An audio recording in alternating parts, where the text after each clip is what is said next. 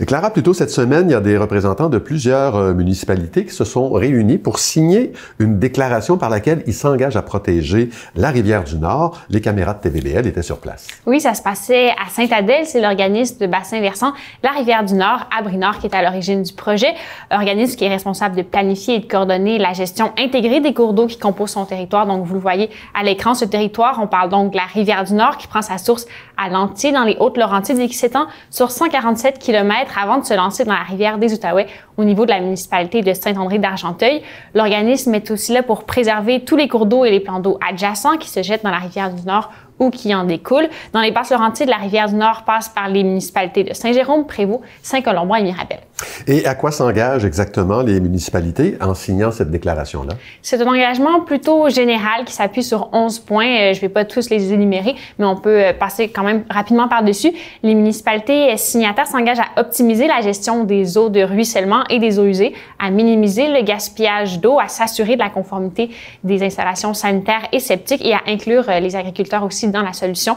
Pour le moment, ce sont 28 municipalités qui ont signé la déclaration, dont les 4 municipalités des Basses-Laurentides que le cours d'eau traverse. Mélanie Lauzon, qui est directrice générale d'Abri-Nord, nous parle de l'importance de la collaboration entre les différentes instances impliquées dans le dossier.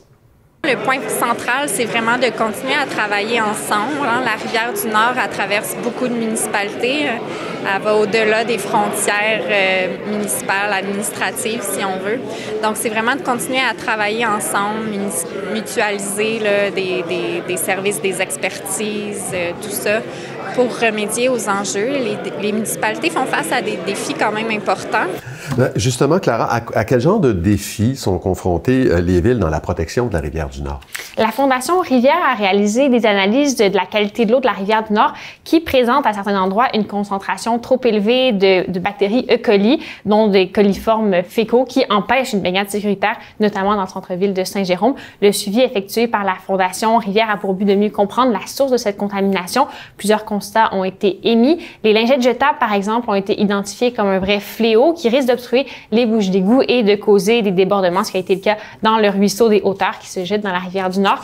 Des installations d'épuration qui ne sont pas à niveau sont aussi nommées comme cause de cette contamination. Des améliorations ont été faites depuis à la station de Sainte-Adèle et devraient être réalisées aussi à celle de Saint-Canute. Selon les analyses de la Fondation Rivière, les activités nautiques dans les environs de Mirabel, Saint-Jérôme et Prévost sont possibles, mais la qualité de l'eau n'est toujours pas assez bonne pour la baignade, ce qui serait l'objectif ultime pour certaines municipalités. Ce sont donc des préoccupations qui sont à l'origine de ce projet de déclaration d'Abri-Nord.